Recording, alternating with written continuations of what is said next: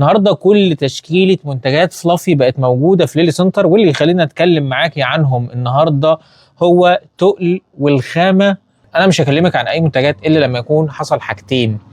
الحاجه الاولى ان احنا جربنا المنتجات دي ولقينا فعلا ان الخامه والاستخدام والفوائد بجد حاجه تستاهل. وكمان بنكون خدنا راي ناس كتير قوي من الناس اللي متعوده تيجي ليلي سنتر تشرفنا وتقول رايها فيها بكل صراحه. بجد المنتجات دي منتجات قيمه جدا وعملت مفعول حلو جدا مع كل استخدامها، سواء منتجات التفتيح، المنتج الكريم التفتيح البشره، كريم فلافي الغني بجوز الهند والحليب. كريمات التصفيف في منها نوعين، كريم تصفيف للشعر الحساس والشعر الجاف.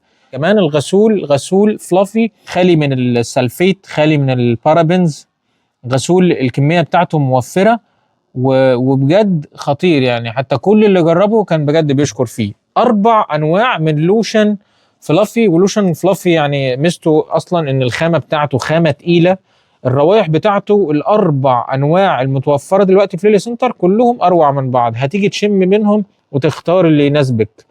بص الخامة بتاعته عاملة ازاي، بجد خامة تقيلة، الترطيب بتاعها ترطيب عميق، والروائح كلها أحلى من بعض.